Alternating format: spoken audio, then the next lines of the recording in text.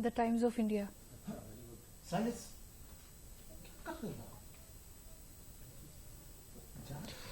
नमस्कार, मैं हूं हेमेंद्र तोमर और दूरदर्शन के इस विशेष कार्यक्रम में आज आपका स्वागत है।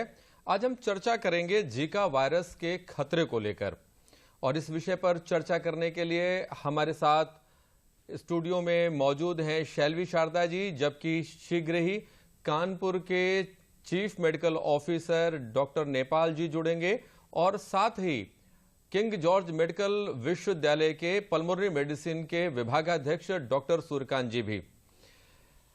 चूंकि प्रदेश में जीका वायरस की आमद दर्ज हुई है, और वैसे ये बहुत ही खतरनाक वायरस है, लेकिन राज्य सरकार और केंद्र सरकार दोनों ही इसकी रोकथाम में युद्ध स्तर पर प्रयास कर रहे हैं। ये जीका वायरस है क्या, और इस समय इसका प्रकोप कहां और किन स्थितियों में है, इसको लेकर ही हम चर्चा करने वाले हैं। हमारे साथ स्टूडियो में वरिष्ठ पत्रकार शैलवी शारदा जी मौजूद हैं। हम आपसे मुखातिब होते हुए ये जानना चाहते हैं कि चूंकि आप एक लंबे समय से बीमारियों के बारे में अध्ययन परक रिपोर्ट प्रकाशित करती आई हैं, हम सबको बताएं कि जीका को लेकर सरकार जिस प्रकार से युद्ध स्तर से प्रयास कर रही है, उसमें एक आम आदमी की क्या भूमिका होनी चाहिए। जीका वायरस जो है वेक्टर बॉर्न डिजीज है, यानी मच्छर जनित बीमारी है, और इस वक्त तक अपने प्रदेश में लगभग 11 केसेस आ चुके हैं, और इसको लेकर के सर्विलांस का काम अभी जारी है। और युद्ध स्तर पे इसलिए करना जरूरी है क्योंकि इसमें जो कॉम्प्लिकेशंस, जो बीमारी से जनित समस्याएं पैदा होती हैं, वो जानलेवा हो सकती हैं काफी हद तक। लेकिन इससे हमें घबराने की जरूरत नहीं है। कोई भी बीमारी से हम मतलब लड़ सकते हैं, उसका समझदारी से सामना कर सकते हैं। और बचाव की जहां तक बात आती है, वो जहां तक होता है वो ऐसी चीजों से है जो हम हमेशा पालन करते आए हैं, सिर्फ स्मरण कराने की जरूरत है। आम आदमी की भूमिका यहाँ इसीलिए महत्वपूर्ण हो जाती है क्योंकि बचाव उसके खुद के हाथ में है। क्योंकि जो दुश्मन है, जो बीमारी को जो है कॉज कर रहा है, वो हमारे अपने घर के आसपास कहीं अपने ही घर के कोनों में छुपा हुआ मच्छर है। तो मच्छर को दूर करने के लिए जहां तक सरकार है वो अपना प्रयास कर रही है, उसको करना भी चाहिए। लेकिन मेरे ख्याल में ज्यादा रोल इसमें जो है व्यक्तियों का ही हो जाता है। और मच्छर भगाना मतलब इतना मुश्किल काम तो नहीं है, न जाने कब से। और अब तो दस्तक अभियान जब से चल रहा है, तब से तो हर साल 6 महीने में ये जताया जाता है, बताया जाता है कि मच्छरों को घर से दूर रखना चाहिए। सावधानी और बचाव ही इस बीमारी से बचने का सबसे आसान तरीका है। सरकारें जो अपनी ओर से कर सकती हैं वे कर रही हैं, लेकिन हम अपने घरों की जिम्मेदारी यदि ले लें तो किसी के घर में भी जीका वायरस से नुकसान नहीं होगा। बुखार जरूर आ सकता है, परेशानी जरूर हो सकती है, लेकिन जान नहीं जाएगी। तो सबसे पहला जो एक इंसान को काम करना चाहिए वो अपने घर में मच्छर ना पनपने दे, जो बहुत ही साधारण है। किसी भी खाली जगहों पर पानी ना पनपे, घर के आसपास साफ सफाई हो, कूलर, ट्यूब, खाली करकट जितना भी है सब फेंक देना चाहिए। और मेरे ख्याल में अपने संस्कारों में ये सब चीजें सिखाई भी जाती हैं। दिवाली बड़ा अच्छा मौका है इस चीज को वापस ध्यान करने का कि सफाई हम सबके लिए बहुत ही जरूरी है। बस वो एक दिन या 2 दिन या साल में 1-2 बार का मसला ना हो करके सारा साल अगर निभाया जाए उसे, तो कोई भी बीमारी नहीं रहेगी। ना सिर्फ जीका, बाकी और अन्य मच्छर जनित बीमारियों से भी हम सब बचे रहेंगे। जीका को लेकर हमारी एक रिपोर्ट भी है, आइए देखते हैं वो रिपोर्ट। कानपुर में जीका वायरस के मरीज मिलने के बाद उत्तर प्रदेश में इसका खतरा बढ़ गया है। स्वास्थ्य विभाग ने इन मरीजों को एक अलग वार्ड में रखा है। इनके आसपास रहने वाले लोगों की जांच कराई गई है। अब तक इन मरीजों की संख्या 10 हो गई है। देखिए, जो जीका वायरस आया था 23 तारीख को, उसके बाद में अब तक चूँकि 10 केस अब तक हो चुके हैं। क्योंकि हम लगातार उस पर्टिकुलर एरिया में जितने भी संदिग्ध हैं, मतलब संदिग्ध से मतलब अगर कोई बुखार का रोगी है या गर्भवती माता हैं या और उनके जो कांटेक्ट वाले हैं, डायरेक्ट और इनडायरेक्ट, प्राइमरी सेकेंडरी कांटेक्ट, सबके उनके सैंपलिंग भी लगातार हम करा रहे हैं और सैंपलिंग लगातार भेज रहे हैं। अब तक हम 1200 से ज्यादा सैंपल जो जांच के लिए भेज चुके हैं। कानपुर नगर में जो इस वायरस से संक्रमित पाए गए हैं, उन्हें इलाज के लिए भर्ती किया गया है। जिन क्षेत्रों में यह मरीज पाए गए हैं उन्हें कंटेनमेंट जोन के तहत चिन्हित किया गया है तथा यहाँ रहने वाले लोगों की भी जांच कराई जा रही है। बीमारी के रोकथाम के लिए सारे आवश्यक कदम उठाए जा रहे हैं। जनपद कानपुर नगर में जीका वायरस के रोकथाम के लिए जिला प्रशासन, नगर निगम एवं चिकित्सा विभाग के द्वारा संयुक्त रूप में प्रयास किए जा रहे हैं। मुख्य रूप में 4 प्रकार के टीम्स गठित किए गए। सबसे पहले घर घर जाकर के सोर्स रिडक्शन और घर के अंदर पानी न एकत्रित हो, किसी प्रकार की ब्रीडिंग साइट्स ना हो, ये सुनिश्चित किए जाने के लिए मलेरिया अधिकारी के नेतृत्व में कुल 50 टीमें गठित की गई है, जो मलेरिया इंस्पेक्टर्स के द्वारा सुपरवाइज किया जा रहा है। इसके साथ साथ एलटीज की टीम गठित किए हैं जो सैंपल कलेक्शन के काम कर रहे हैं। आशा वर्कर्स के माध्यम से डोर टू डोर सर्वे करके लाइन लिस्टिंग किया जा रहा है और सिम्टोमेटिक पेशेंट्स का पहचान किया जा रहा है। कानपुर नगर स्वास्थ्य विभाग ने कोविड के दौर में जो चिकित्सा के लिए संसाधन बनाए थे उनका इस बीमारी में इस्तेमाल हो रहा है। आने वाले समय में ये बीमारी आगे न बढ़े, इसके लिए सरकार पूरी तरह से गंभीर है। जीका वायरस का कुछ प्रकोप कुछ क्षेत्रों में देखने को मिल रहा है। मेरे द्वारा आज यहाँ काशीराम हॉस्पिटल में जिलाधिकारी, सीएमओ, नगर आयुक्त के साथ एक संयुक्त बैठक करी गई, जिसमें इसके लिए प्रिकॉशंस के लिए जो कुछ करना है हम उसको तेजी के साथ करें। चाहे वो एंटी लार्वा की टीम है वो अपनी जगह पर स्थान करेगी, हमारी आशा बहन और एएनएम्स अपने स्थान के ऊपर काम करेंगी। घरों में जाकर अगर कोई हमारी बहनें, बेटियां जो फैमिली वे में हैं उनकी चिंता करेंगी, साफ सफाई की चिंता करेंगी, फॉगिंग का काम होगा, हर घर का मॉनिटरिंग करके, और एक अवेयरनेस प्रोग्राम और एक शिक्षण का प्रोग्राम, ये दोनों प्रोग्राम हम जारी रखेंगे। प्रदेश ने कोविड का दौर देखा है, इसलिए जीका वायरस को लेकर स्वास्थ्य विभाग और सरकार पूरी तरह से संजीदा दिख रही है। रामेंद्र सिंह, दूरदर्शन न्यूज, उत्तर प्रदेश।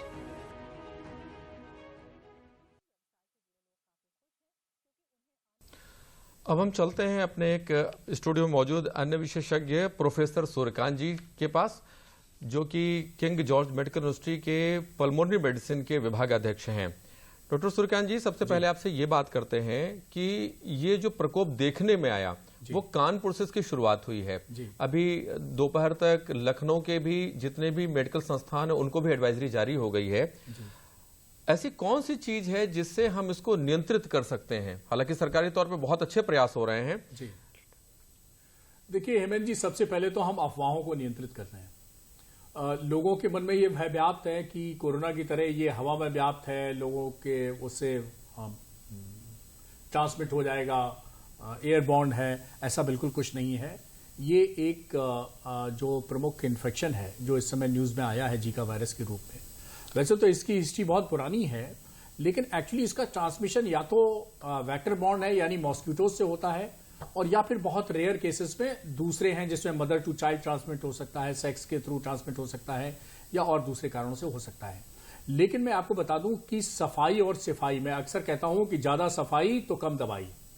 तो सफाई अगर आप रखेंगे, और खास तौर पर इस मौसम में आप कहीं भी वाटर लॉकिंग नहीं होने देंगे, आप कहीं जाला नहीं लगने देंगे, आप गंदगी नहीं होने देंगे, अपने घर के अंदर भी और घर के आसपास भी और घर के बाहर भी, जहां भी आपकी जो आने जाने का रास्ता है वहां भी।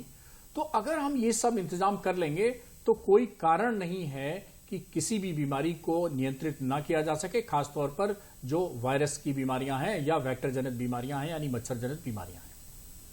हालांकि कोरोना काल में हमने आपको देखा है बहुत ही सरल और सुगम तरीके बताने के लिए आप विख्यात होते रहे।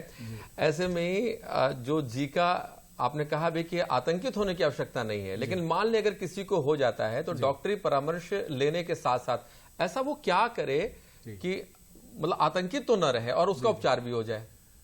देखिए, जीका वायरस को मैं आपको बता दूं कि 99% संभावना ये होती है कि आपको छोटा मोटा बुखार आएगा, थोड़ा बहुत चकत्ते हो सकते हैं, थोड़ा बहुत जोड़ों में दर्द हो सकता है, बस। और ये तो आप हिंदुस्तान में अगर पैदा हुए हैं तो अक्सर होता ही रहता है मौसम बदलने पर, और दुनिया में ऐसा कौन हमारे देश में होगा जिसको बुखार नहीं हुआ हो, जोड़ों में दर्द नहीं हुआ हो।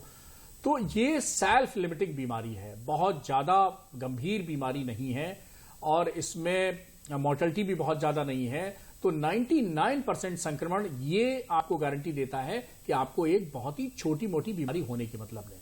लेकिन इसका मतलब ये नहीं कि अगर गंभीर बीमारी नहीं है तो आ बैल मुझे मार, मच्छर से मैं कहूं कि रोज रात को मेरे को काटे। अब देखिए मैं तो फुल शर्ट पहन के आया हूं, तो आप भी फुल शर्ट पहन लीजिए लंबी स्लीव की। आप खास तौर पे लेटते हैं तो मच्छरदानी लगा लीजिए। मच्छरदानी से अच्छा कोई इसके लिए उपाय नहीं है। देखिए हम लोग बचपन में थे तो सब लोग अपने इस मौसम में, मच्छरों के मौसम में, सब अपनी जब चारपाइयां बिठाते थे दानी लगा लेते थे। छोटे बच्चों की भी कॉट आती हैं, उनके लिए भी मच्छरदानी आती हैं। खासतौर पर छोटे बच्चों को प्रोटेक्ट करना बहुत जरूरी होता है। गर्भवती महिलाओं को प्रोटेक्ट करना जरूरी है, बुजुर्गों को प्रोटेक्ट करना जरूरी है, क्योंकि इन सब की इम्यूनिटी थोड़ी कमजोर होती है। ये वल्नरेबल पॉपुलेशन है, ये इम्यूनो कॉम्प्रोमाइज पॉपुलेशन है, तो इसको हमें प्राथमिकता के आधार पर बचाना है।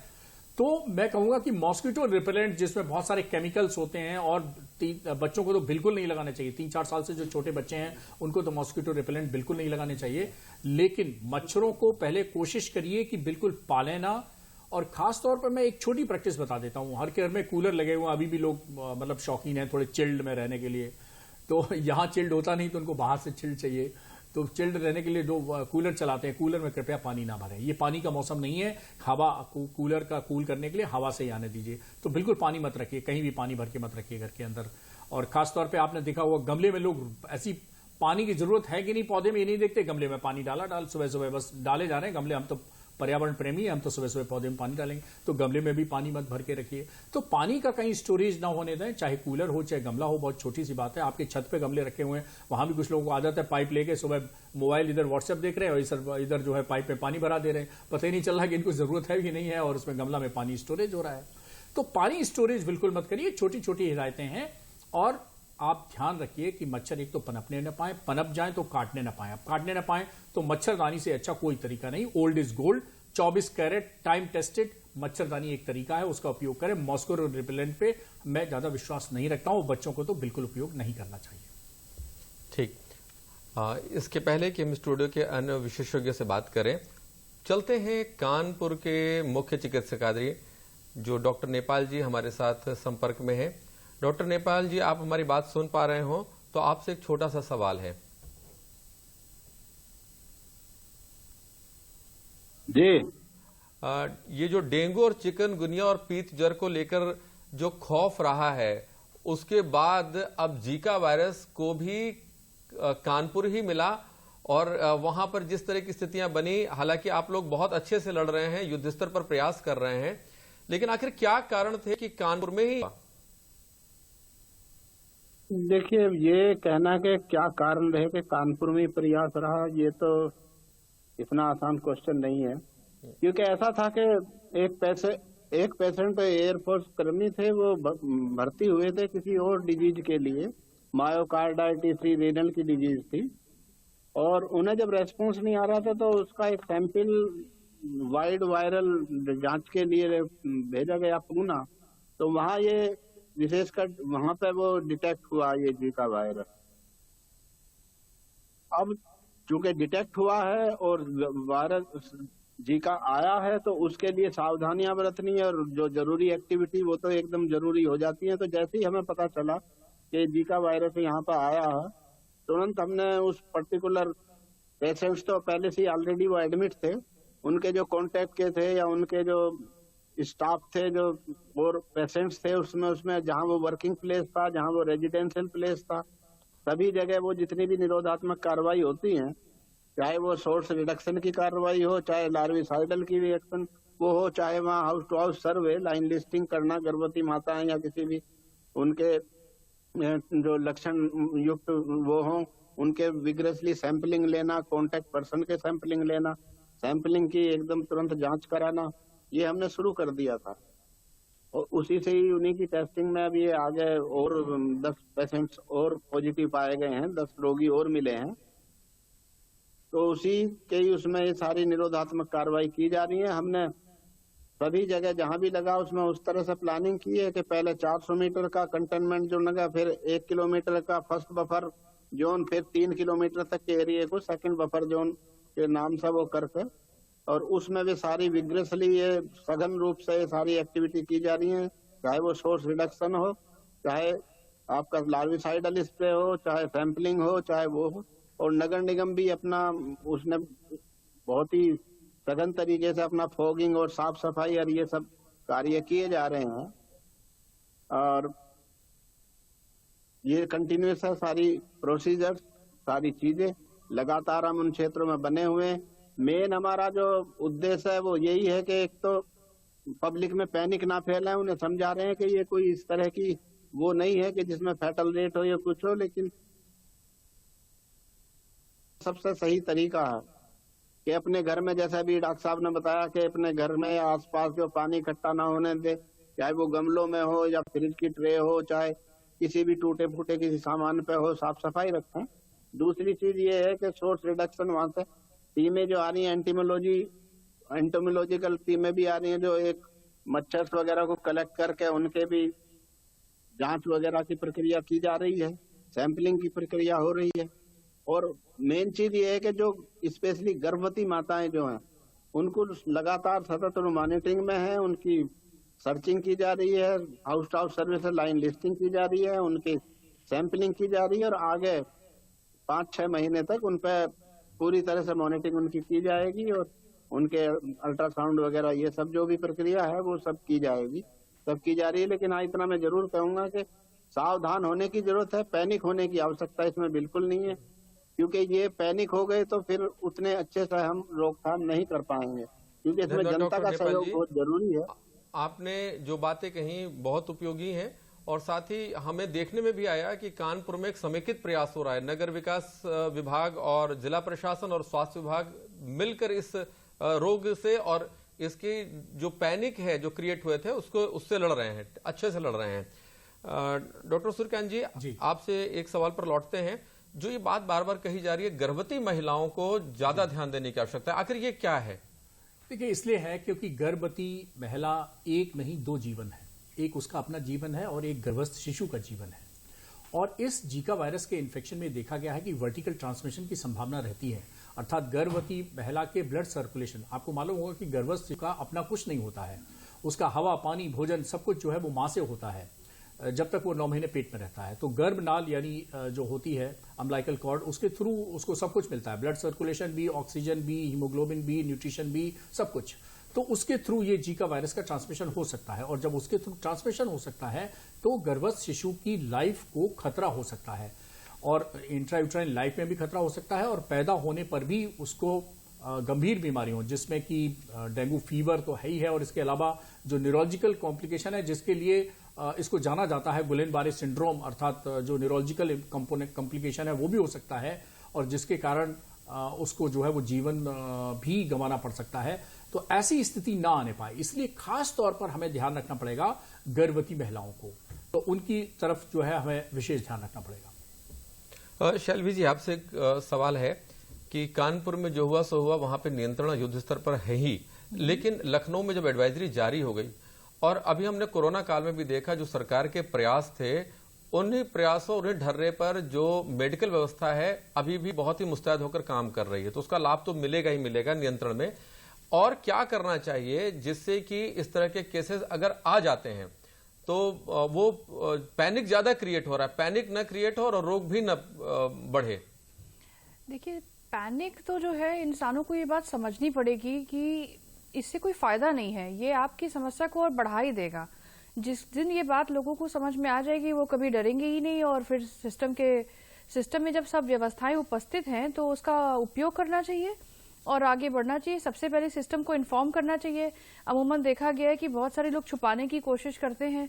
शुरुआत में कोविड छुपाया, फिर डेंगू और चिकनगुनिया अक्सर छुपाते रहते हैं। ये नहीं सोचते हैं कि वो छुपाने की प्रोसेस में उसका प्रसार कर दे रहे हैं डिजीज का, जो उन्हें नहीं करना चाहिए। सामाजिक सरोकार की परिभाषा में ये भी शामिल है कि सबसे पहले आप प्रॉब्लम को एक्सेप्ट कीजिए और उसके निराकरण में सहायता कीजिए। ये हमारी सिविक ड्यूटी है जिसका हम अगर ठीक से पालन करेंगे तो सिर्फ अपना परिवार ही नहीं, आस पड़ोस का। और स्वास्थ्य एक ऐसा विषय है जिसमें आप कोई भी गारंटी नहीं है कि आप अपना भला करने के बाद ये सोच लें कि हम सब ठीक है और हमें कुछ नहीं होगा। जब तक आपका समाज सेफ नहीं है तब तक बाकी सारे लोग आपके घर में भी असुरक्षित ही रहेंगे। इस बात को समझना पड़ेगा ठीक से। डॉक्टर सूर्यकांत जी, आपसे एक आखिरी सवाल है, हमारे पास समय भी नहीं है जी, और बहुत ही संक्षेप में उत्तर भी चाहूंगा। जी जी जी। इस रोग को हम नियंत्रित कर ले जाएंगे, जी, यही हमारा सवाल है। 100% नियंत्रित कर ले जाएंगे। देखिए, ऐसा है कि इस मौसम में जितनी भी वायरस हैं वो बहुत एक्टिव हो जाते हैं। हर किसी का मौसम, हमारे देश में शादी का मौसम होता है, हमारे देश में आम का मौसम होता है, हमारे देश में वायरस का मौसम होता है। तो ये चेंज ऑफ सीजन जो है, पर्टिकुलरली ये वायरस का सीजन है, घबराने की कोई जरूरत नहीं। हम 8-10 वायरस ऑलरेडी कंट्रोल कर रहे हैं, हम इसको भी कंट्रोल के ले जाएंगे। और एक बात बिल्कुल सही जो आपने कही कि कोविड के दौरान हमें एक अपॉर्चुनिटी मिली अपने हेल्थ इंफ्रास्ट्रक्चर को स्ट्रांग करने की, वो हमने काफी अच्छा कर लिया है। बहुत अच्छी कैपेसिटी बिल्डिंग हो गई है, हमारी डायग्नोस्टिक एबिलिटी भी हो गई है। हमारे किंग जॉर्ज मेडिकल यूनिवर्सिटी में पहले वायरल का इतनी डायग्नोस्टिक फैसिलिटी नहीं थी। आज की तारीख में बता दूं, अभी तक 1000 के करीब सैंपल हमारे यहां हो चुके हैं, जो कि सर्विलेंस के द्वारा कानपुर से आ रहे हैं, और सबकी जांच 24 घंटे के अंदर हम लोग किंग जॉर्ज मेडिकल यूनिवर्सिटी से दे रहे हैं। धन्यवाद डॉक्टर सूर्यकांत जी, धन्यवाद शैलवी जी, धन्यवाद डॉक्टर नेपाल जी। और आज की इस चर्चा को हम यहीं पर विराम देते हैं, इस विचार के साथ और इस सार के साथ कि हमको सतर्क रहना है, इस रोग से आतंकित बिल्कुल नहीं होना है, हम नियंत्रित कर ले जाएंगे। बहुत बहुत धन्यवाद।